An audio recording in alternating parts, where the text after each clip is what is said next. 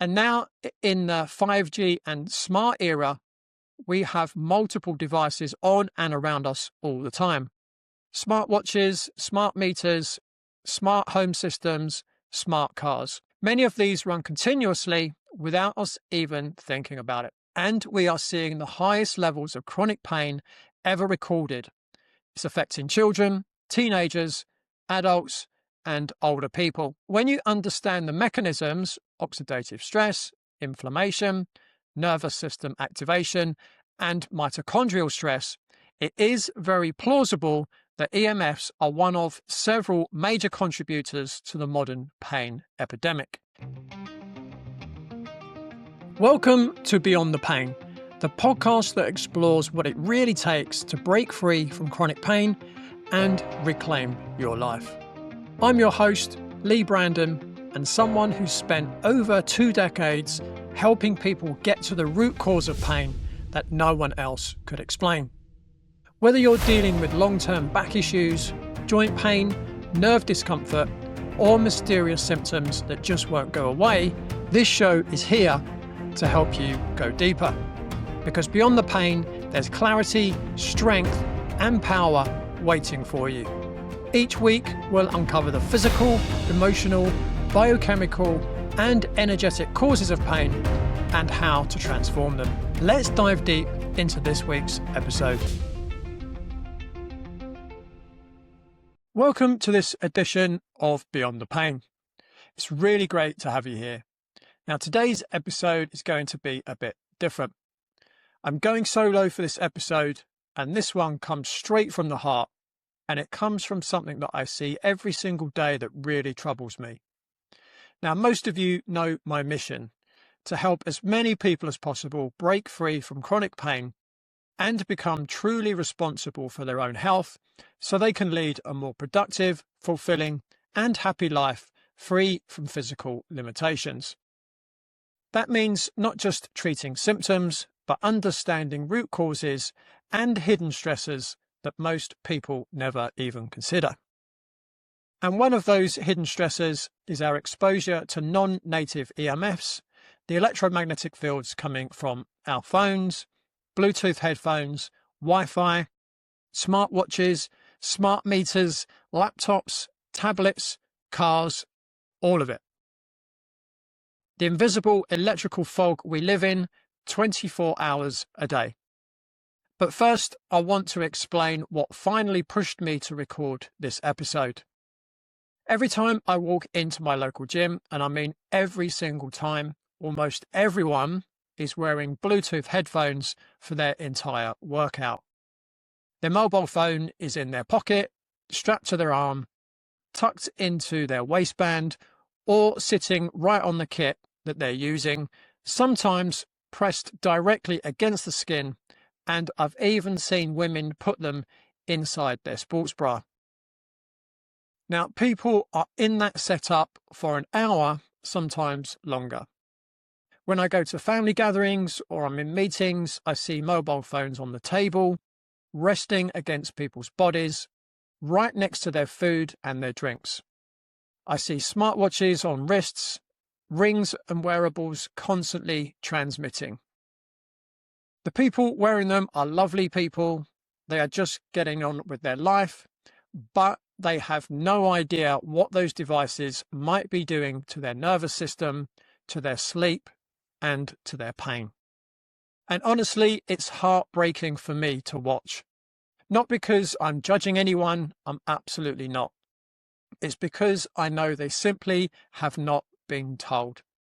They assume very reasonably that if something is for sale, it must have gone through rigorous safety testing.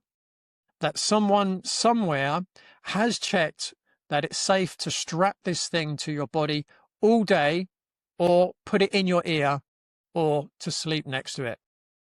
And I wish that were true. It would make things a lot simpler. But unfortunately, for this subject, it's not true. Now, the more I read, the more I researched, the more clients I work with, and the more I see in real life, the more I am convinced that EMFs are not just a minor lifestyle choice, They are a genuine health issue, especially for people struggling with chronic pain, fatigue, sleep issues, migraines, or any other unexplained symptoms. So today's episode comes from a very simple place. I want to protect people. I want to give you information that allows you to make informed decisions. This isn't about fear. It's not about paranoia. It is about awareness and practical steps so your body has the best possible chance to heal. We are going to talk about what EMFs actually are, where they are coming from in your daily life, what the testing does and does not cover, how they affect the nervous system and pain, how this lines up with history, and then what you can do about it. And towards the end, I will zoom out and briefly mention some other conditions that EMFs are linked with because they are very important too. So grab a cup of tea, get comfortable, and let's start with something simple. What on earth are EMFs in reality? Well, EMF stands for electromagnetic field. Now, it might sound very technical, but it's actually quite straightforward. Anytime you have electricity flowing or a wireless signal being sent, you have electromagnetic fields. So that includes, electricity running through the wiring in your walls, the signal your mobile phone sends when you make a call, the Wi-Fi in your house, your Bluetooth headphones, your smartwatch, the power lines that run overhead outside or even under the ground, the electronics on your desk, all of these generate electromagnetic fields. And here is an important point. EMFs themselves are not automatically bad. They are a natural part of the world. Sunlight is a form of electromagnetic radiation. The Earth's magnetic field is an electromagnetic field. There are very low frequency pulses in the atmosphere that our biology is well adapted to. So the issue is not EMFs exist, therefore they're bad. The issue is which EMFs, at what strength, for how long, and how do those exposures differ from what our bodies evolved with. We can think in terms of native EMFs and non-native EMFs. So native EMFs are the ones we evolved with over, millions of years. Things like sunlight, the Earth's electromagnetic field, those Schumann resonance frequencies in the atmosphere. These natural fields actually help regulate our body. They set our circadian rhythms, help hormones cycle properly, influence brainwaves, and support cellular energy production. Non-native EMFs are the man-made ones. Mobile phone radiation, Wi-Fi, 4G, 5G, Bluetooth, smart meters, baby monitors, cordless phones, computers, laptops, tablets, car electronics, and all the little power supplies in chargers, LED lights, and appliances. These are very new in evolutionary terms, and they behave very differently. They are often stronger, more erratic, more pulsed, and more constant than anything our biology has seen before. And we have only had widespread exposure to them for a few decades.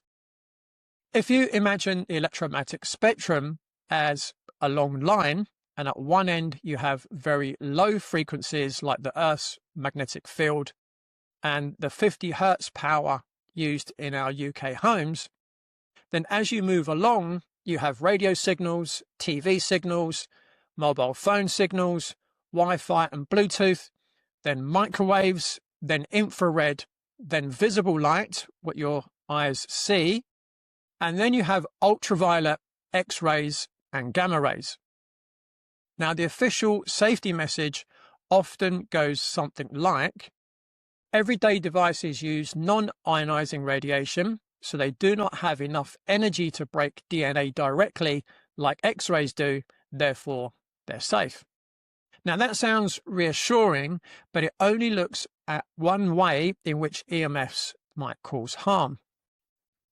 Now research shows that non-ionizing EMFs can still affect biology in other ways. They can change how cell membranes behave. They can activate certain ion channels in cells. They can increase oxidative stress. They can influence nervous system signaling. They can disrupt hormones and sleep. You do not need to smash the DNA directly to create a problem. You can stress the symptom or the system and disrupt communication in other ways. Another thing that really matters is strength, distance, and time. How strong is the field? How close is it to your body? And how long are you exposed? A mobile phone pressed against your ear, sitting in your pocket, or resting in your bra for hours is not the same as a weak signal from several meters away. Bluetooth earbuds inside your ear canal are not the same as a Wi-Fi signal from across the room. A smartwatch strapped to your wrist all day and all night is not the same as a brief exposure to a distant signal. Exposure is about intensity, proximity, and duration. So with that foundation in mind, let's get practical and talk about where these EMFs are actually coming from in your day-to-day life. I'm going to pause briefly to clarify something about a program I've mentioned recently. And it's called Beyond the Pain: Discover and Remove the Foods Fueling Your Pain in Just 14 Days. It's not a traditional diet program. It doesn't involve strict meal plans, calorie counting, or long-term restriction. Instead, it's an educational, short-term process designed to help participants understand how food, inflammation, and the nervous system interact in their own body. People often join because they want clarity, not another set of rules. The program begins on the 2nd of March, and enrollment is currently open. You'll find all the details in the show notes for this episode. Now, back to the podcast. Most people think of EMFs and immediately picture mobile phone masts or maybe their Wi-Fi router. But in reality, there is a whole ecosystem of devices around you that are constantly transmitting. The obvious one is your mobile phone. Almost everyone has one of them pretty much all of the time, and it's always switched on. It's in your pockets, waistbands, on your lap, on bedside tables. And the important thing to understand is that a phone is not only transmitting when you make a call, it's sending out little bursts of data periodically, checking for messages, connecting to towers, updating apps, and checking your location. Even when it looks like it's just sitting there, it is still pulsing. And then there's Bluetooth. Bluetooth is everywhere now and very underappreciated in terms of exposure. Those Bluetooth earbuds in the gym, on the train, in the office, they're not just receiving audio, they are transmitting and receiving signals right through your head for long periods of time. That is very close range radiation in direct contact with some of the most sensitive tissues in your body. Smartwatches and other wearables are another big one. People wear them to track steps, track your heart rate, your sleep, workouts, and other notifications. They are worn snugly on the wrist all day and often all night. Many of them transmit very frequently. They are measuring you, syncing your phone, communicating with apps, and that is sustained exposure directly onto the skin, over major nerves, blood vessels, fascia lines, and if you work with meridians, over important energy channels as well. Wi-Fi routers are another major source. They are often left switched on 24 hours a day, 7 days a week. They constantly send out pulses so devices can connect. I've been into many homes where the router is right next to where people sit, or even in the bedroom, practically on their pillow. That is an ongoing exposure to pulsed signals for hours on end. Then you have smart meters, baby monitors, cordless phones, wireless alarm systems, wireless speakers, game consoles, Ring doorbells, and even modern cars. Cars, especially electric and hybrid models, but also modern petrol and diesel cars, have a lot of electronics and wiring running very close to your body. Inside that metal shell, the EMF environment can become quite intense. And there's something called dirty electricity. So this is electrical noise or extra electrical noise riding on the wiring in your home. Things like LED lights, dimmer switches, solar inverters, chargers, and certain electronics can create these little spikes and surges in voltage that travel along your wiring and radiate into the room. You can't see it and you can't feel it directly, but your body senses it. The key point here is that it is almost never just one device. It's the layering: phone in the pocket, Bluetooth in the ears, watch on the wrist, Wi-Fi router humming away, smart meter on the wall, dirty electricity in the wiring, electronics around the desk. None of this existed for our grandparents, and yet we live in it constantly. And again, I want to emphasize, you are not doing anything wrong by using technology. You are simply living in the world that has been created around you by supranational mega corporations. Nobody told you any of this, but once you can see where these exposures are coming from, you can start to make small changes that reduce the load without having to give up on modern life. So the next question, the next important question, I should say, is, surely all of this has been properly tested for safety, right? Well, let's talk about that. So there is a very common belief that if something is on the market, if it's on the shelves, if billion-dollar companies are selling it, if everyone is using it, then it must have been thoroughly safety tested and proven safe. We imagine teams of scientists poking and prodding these devices for years before they get anywhere near our hands or our kids' hands. Unfortunately, when it comes to EMF emitting devices, that simply has not happened. The only safety measure your phone, your Bluetooth earbuds, your smartwatch, or your Wi-Fi router has to meet is something called an SAR limit. That's specific absorption rate. SAR is essentially a heating test. It looks at whether the device warms tissues beyond a set threshold over a short time. It does not look at inflammation. It does not look at oxidative stress. It does not look at changes in brainwaves, sleep, hormones, or fertility. It does not look at long-term exposure, cumulative exposure, or even effects on children. It does not look at nervous system sensitivity, pain perception, or mitochondrial function. And the way SAR is tested bears very little resemblance to real life. It's measured on a plastic dummy filled with gel that is meant to imitate a head or body. The device is held at a certain distance under very controlled conditions. It's not tested sitting in your pocket for 10 hours a day. It's not tested in your bra while you're on a call. It's not tested under your pillow. It's not tested in a combination with Bluetooth, Wi-Fi, and 5G. None of our real-world usage patterns are part of the safety assessment.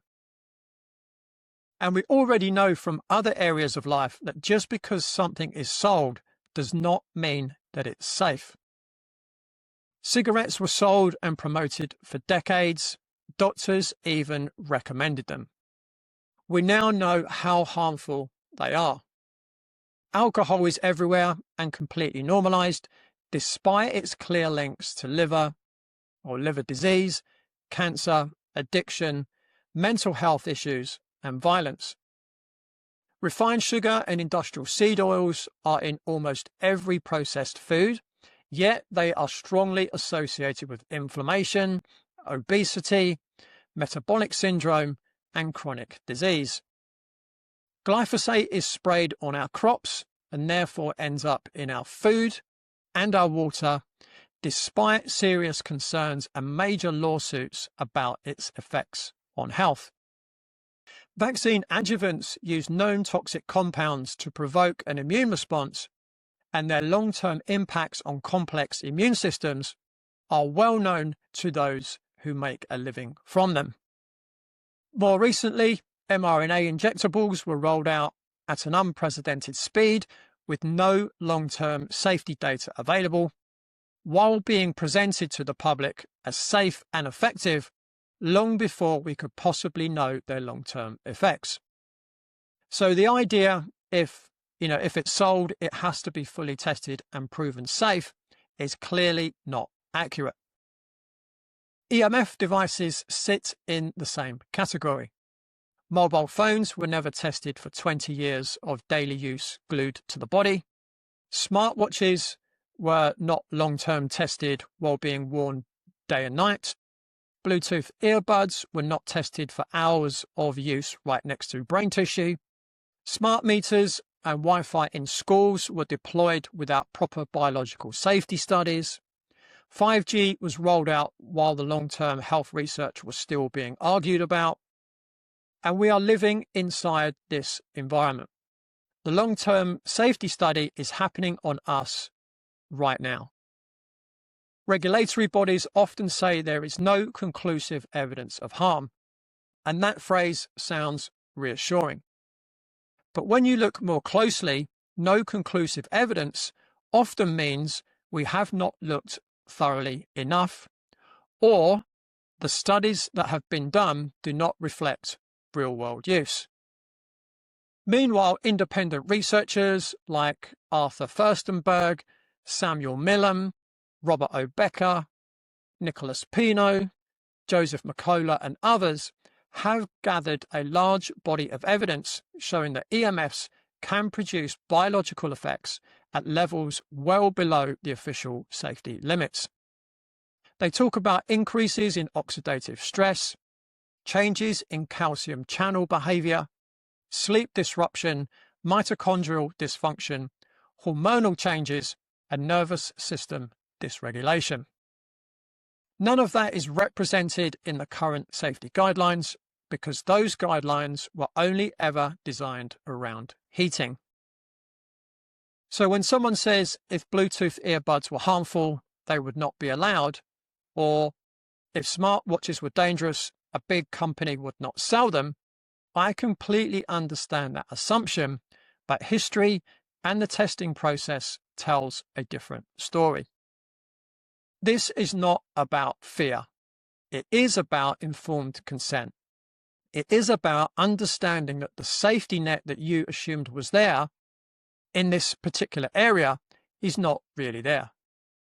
Once you know that, the next logical question is, what are these EMFs actually doing inside the body that might increase pain? So let's go there next. It genuinely frustrates me how many people are told their pain is in their head or just age. Pain isn't random and it always has causes. One of the most overlooked is diet. Everyday foods quietly trigger inflammation and keep people stuck. When you remove those triggers, pain often improves faster than expected. The Pain-Free Plate shows you 7 foods that support healing. And you can download it now at bodycheck.co.uk/pain-free-plate. All right, let's continue with the episode. So pain, as always, is the theme today. So I want to keep coming back to that. Pain is not just about one sore joint or one injured muscle. Pain is a whole system experience. It involves the brain, the spinal cord, the nerves, the fascia, the immune system, and the emotional centers. One of the things the nervous system really dislikes is noise. Not just sound, but any kind of chaotic input that makes it harder to sense what's going on. Non-native EMFs create electrical noise. They add a constant low-level buzz against which the body has to interpret signals. The more noise there is, the more effort the system has to use to make sense of things. Over time, that system becomes sensitized, on edge, and more reactive. And a reactive, sensitized system is much more likely to generate pain and keep pain going. Take Bluetooth earbuds as a very clear example. They are small radio transmitters sitting inside your ear canal next to the skull, just millimeters from your brain. Your brain is the control center for pain processing. If you have a device pressed into that area, continually pulsing signals for long periods, day after day, you are creating a lot of electrical activity around very delicate structures. There is research showing that this kind of exposure can increase oxidative stress in brain tissue, alter brainwave patterns, and affect the permeability of the blood-brain barrier. It can also activate certain channels in the cell membrane, in particular voltage-gated calcium channels, also known as VGCCs. When those channels are overstimulated, too much calcium flows into the cells. Excess calcium inside the cells sets off a cascade that produces nitric oxide and peroxynitrite. Both of these can significantly increase oxidative stress and inflammation. And one thing we constantly see, both in the research and in clinical practice, is that as inflammation rises, pain sensitivity rises with it. The nervous system becomes more irritable and more likely to interpret signals as painful, even when the original injury has healed. Now think about smartwatches and other wearables. They sit tightly on the wrist, usually on the same spot, all day and all night. The wrist is not just a convenient place to put a gadget, it is a passageway for nerves, blood vessels, fascia, and also, if you follow Chinese medicine, for important energy meridians. The heart meridian runs through the wrists, and the pericardium meridian runs through the left wrist.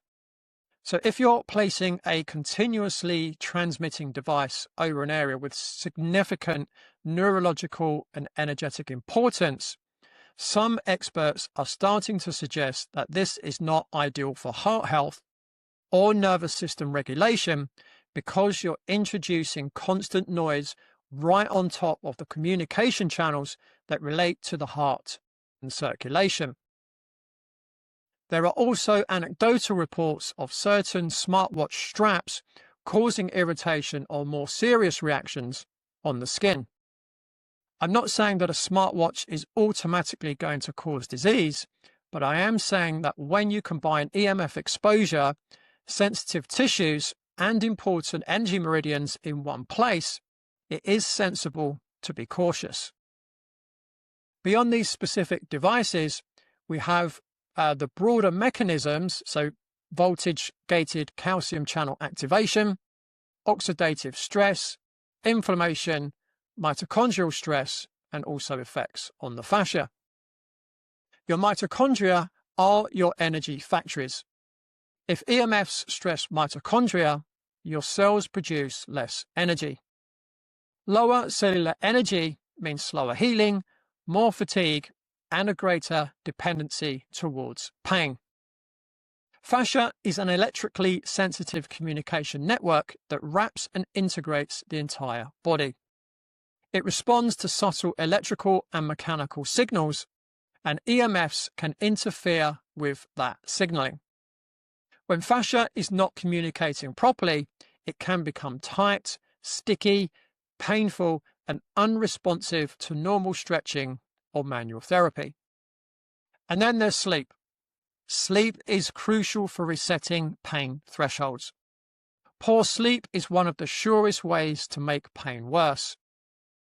EMFs, especially at night, can reduce melatonin levels and disturb quality sleep.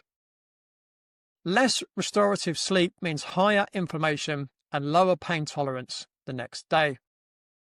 So when you put it together, the nervous system noise, the voltage-gated calcium channel activation, the oxidative stress, the inflammation, the mitochondrial weakening, the fascial disturbance, the sleep disruption, you start to see a clear picture. EMFs do not need to directly cause pain to make pain worse. They increase the background stress and sensitivity of the system. And a system under constant stress and sensitivity is much more likely to produce chronic pain. For someone who is already dealing with inflammation, stress, previous injuries or trauma, EMFs can be the quiet, invisible factor that keeps pain hanging around. With that in mind, it's interesting to take a step back and look at what has happened over the past century or so as each new electrical technology has been introduced and how that correlates with pain and other chronic conditions. I'm going to give you a very simplified tour through history, just picking out a few key moments. In the late 1800s, when electrification began, people started having electric lighting in their homes and cities for the first time. Electrical tram systems appeared, factories used more electric machinery, and at the same time, we see the first recorded rises in conditions that involve inflammation and nervous system problems. Heart disease, cancer, and some neurological conditions start to show up more in the statistics. People report fatigue and strange nervous system symptoms that had not been widely described before. We cannot say that electricity alone caused those problems, but industrialization brought pollution, changes in diet, shifts in work patterns, and new stresses. But it's interesting that as the electrical environment of daily life changed, so did patterns of illness. During the First World War, around 1917 and 1918, powerful radio transmitters were rolled out across the world, including naval stations, military communications, and early broadcasting networks. Humanity had never experienced that level of radio frequency exposure before. Right on the back of that, we see the famous 1918 influenza pandemic with unusual neurological features and enormous global impact. I'm not saying radio waves caused the flu, but again, a large sudden change in the electromagnetic environment coincides with a wave of inflammatory and immune-related illness. Some, like Daniel Reitash, also link biochemical warfare, and in particular mustard gas, to the symptoms of Spanish flu, which was strangely not flu-like at all. After the Second World War, radar systems and television broadcasting became widespread. In the 1950s, TVs appeared in living rooms, radar surrounded coasts and airports, and many people started to work and live in dense broadcast fields. Around this time, we see big increases in what people often call diseases of civilization. Heart disease, certain cancers, arthritis, autoimmune diagnoses, and more chronic pain syndromes. Then we move into the era of early computers and fluorescent office lighting from the 1970s through to the 1990s. Office workers in some buildings started to complain of what they called sick building syndrome, headaches, fatigue, muscle pain, brain fog, poor sleep, vague aches that did not fit neat diagnoses. These buildings had a lot of electrical equipment and lighting that generated dirty electricity and high EMFs. By the 1990s and 2000s, mobile phones became mainstream. People began to carry them all day. Around the same time, we see a sharp rise in neck pain, shoulder pain, migraines, non-specific musculoskeletal pain, and sleep disorders. Again, many other things were changing. Posture, screen time, stress, EMFs were increasing dramatically too. From roughly 2007 onwards, Wi-Fi routers, smartphones, and Bluetooth devices became normal. Wi-Fi moved into virtually every home, school, office, and cafe. People began sleeping next to phones, wearing Bluetooth, and living in a constant wireless environment. Over this period, chronic pain, fatigue, anxiety, insomnia, and inflammatory conditions surged worldwide. And now, in the 5G and smart era, we have multiple devices on and around us all the time. Smartwatches, smart meters, smart home systems, smart cars. Many of these run continuously without us even thinking about it. And we are seeing the highest levels of chronic pain ever recorded. It's affecting children, teenagers, adults, and older people.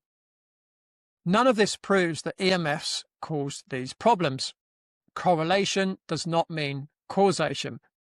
But when you understand the mechanisms, oxidative stress, inflammation, nervous system activation, and mitochondrial stress, it is very plausible that EMFs are one of several major contributors to the modern pain epidemic. A lot of what people try for pain actually are good ideas. Stretching, strength work, physio, massage. The problem isn't that those things don't work. It's that they're incomplete on their own. Pain usually comes from a combination of factors across multiple systems. When we address the whole picture, results finally stick. If you want help understanding your full picture, book a discovery call at bodycheck.co.uk/consultation. Now, back to the show. Now, before we move into practical solutions, I want to zoom out just a little bit further and briefly mention some other health areas where EMFs are being studied.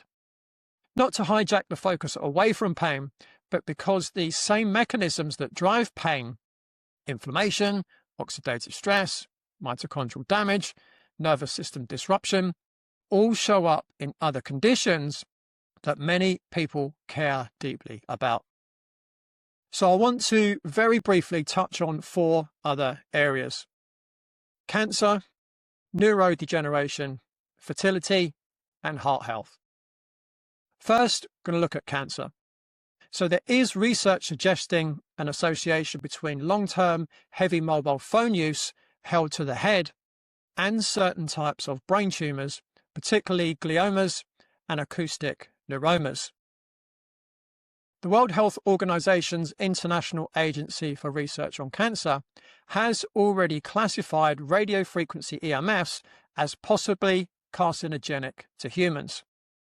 That's not a dramatic statement that they definitely cause cancer, but it is a formal acknowledgement that there is enough evidence of risk to warrant caution, especially when exposures are close to sensitive tissues over many years.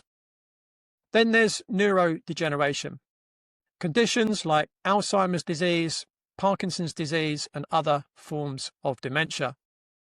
Some studies show that EMF exposure can increase oxidative stress in brain tissue and change how the blood-brain barrier functions.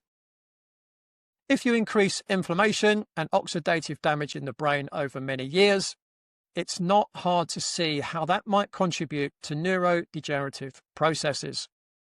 And as we've already discussed, a brain under oxidative stress is also more likely to stay locked into pain circuits. Fertility is another area. Several studies have found that men who carry mobile phones in their trouser pockets have lower sperm quality and more DNA damage in their sperm. They are also concerns about women keeping devices close to the abdomen. Again, this comes back to EMF-induced oxidative stress and inflammation in delicate tissues. Then we have heart health. Historically, the rise of heart disease tracks quite closely with electrification and increasing EMF exposure. Mechanistically, EMFs can affect calcium handling, oxidative stress, and mitochondrial function, all of which are important in cardiovascular health. And when you remember those heart-related meridians, the heart meridian running through the wrist and the pericardium meridian, particularly through the left wrist, it raises understandable questions about what happens when we strap a smartwatch onto that exact area and expose it to continuous signals. Some experts are beginning to suggest that wearing smartwatches over those meridians may not be ideal for the heart and the nervous system. Now, I'm not saying that all of this to frighten you. I'm not claiming EMFs are the sole cause of these conditions. They are complex and multifactorial. But the same stress pathways that worsen pain also show up in these other areas. So when you reduce your EMF exposure to help with pain, you are likely supporting your brain, your heart, your hormones, and your long-term health as well. With that wider lens in mind, let's bring things back to the practical. What can you actually do day in, day out in your normal life to reduce EMF exposure, especially in ways that support pain relief without feeling like you have to live life in a cave? I want to keep this part really simple and empowering. You do not have to do everything. You do not have to become obsessive, but there are some straightforward changes you can make that you can significantly reduce your EMF load.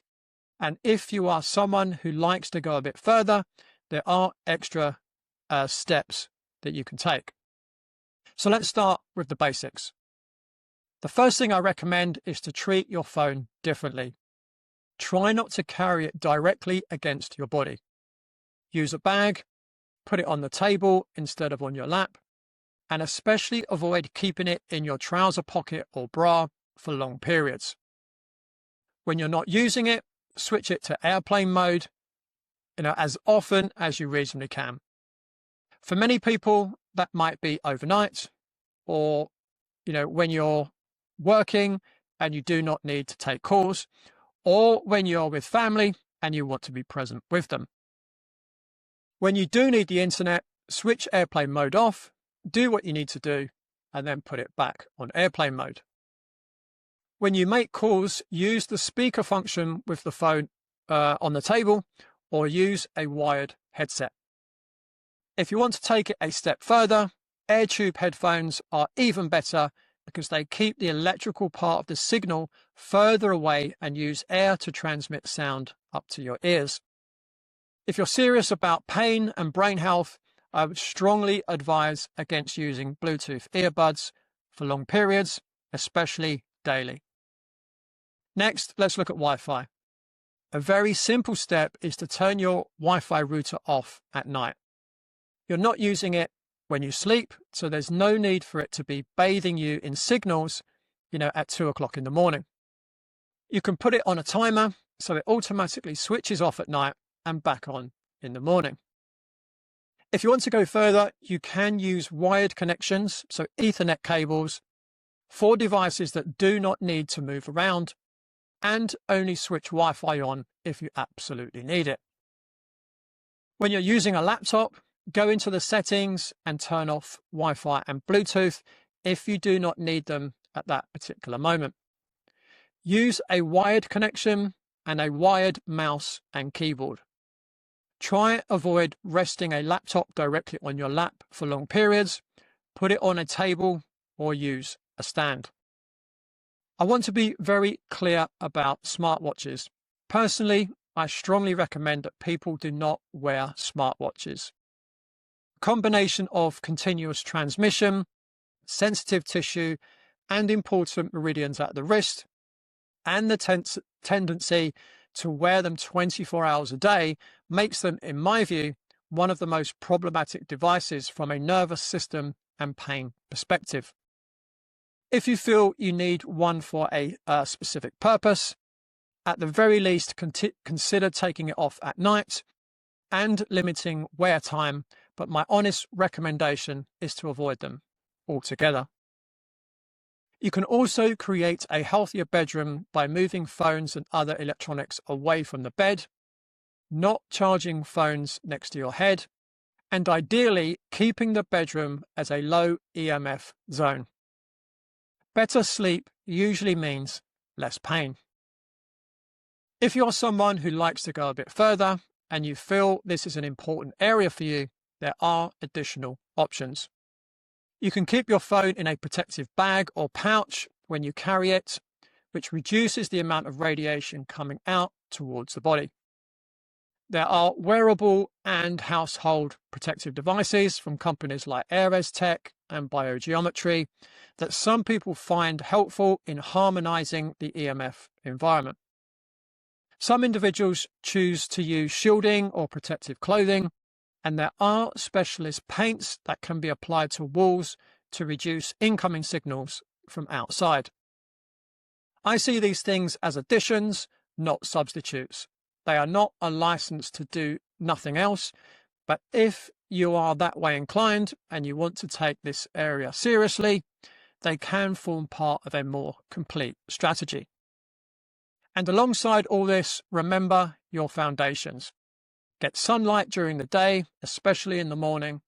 Spend time grounded outdoors with your feet on natural surfaces. Move your body regularly. Breathe well. Eat in a way that reduces inflammation. And prioritize good quality sleep. These are natural ways of supporting your electrical and biochemical systems so they are more resilient to the stresses of modern life, including EMFs. The aim is not perfection.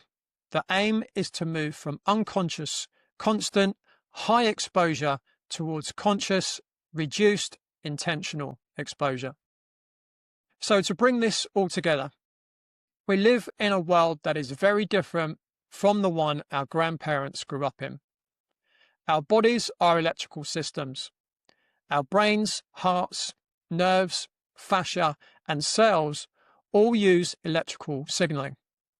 Over the last 140 years or so, and especially the last 20 to 40 years, we have surrounded those systems with man-made electromagnetic fields that they have not had time to adapt to. We have devices on our wrists, in our ears, in our pockets, and on our bedside tables, all transmitting signals often 24 hours a day.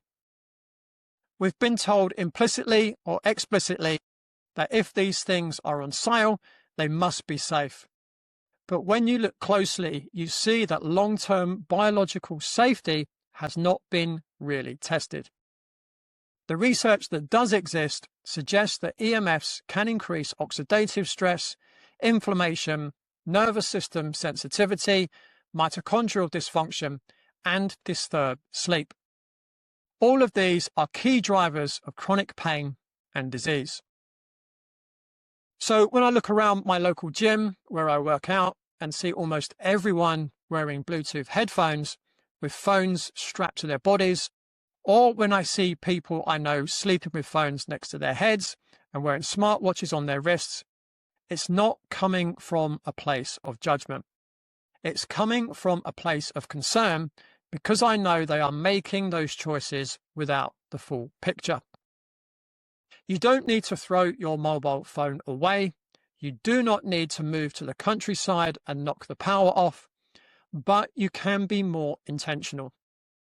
You can change how and where you carry your phone. You can avoid Bluetooth earbuds. You can choose not to wear a smartwatch. You can switch things off at night. You can support your body in ways so it's more resilient. And if you want to go deeper into this subject, I do recommend books like Dirty Electricity by Samuel Millam, Body Electric by Robert O. Becker, The Invisible Rainbow by Arthur Furstenberg, The Non-Tinfoil Guide to EMFs by Nicholas Pino, EMF'd by Joseph McCullough, and Vibrational Medicine for the 21st Century by Richard Gerber. They each approach the topic from slightly different angles, but they all contribute important pieces to the puzzle. My hope is that this episode has simply opened your eyes a little to something that has been hiding in plain sight. Not so that you become fearful, but so that you become empowered, because once you understand what is going on, you have the ability to choose differently. You do not have to do everything at once. Pick one or two changes that feel realistic for you right now and start there. See how your sleep feels. Notice how your pain responds, and then build from there if it feels right. So that's it from me for this week. If you found it helpful, please share it with someone you care about who might benefit from hearing it. And if you haven't already, please leave me a 5-star review on Apple Podcasts or Spotify. Give me a subscribe on the YouTube channel.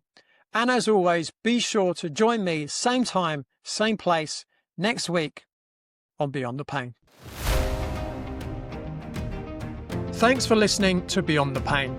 If this episode resonated, please follow the show, leave a review, or share it with someone you know who's been struggling.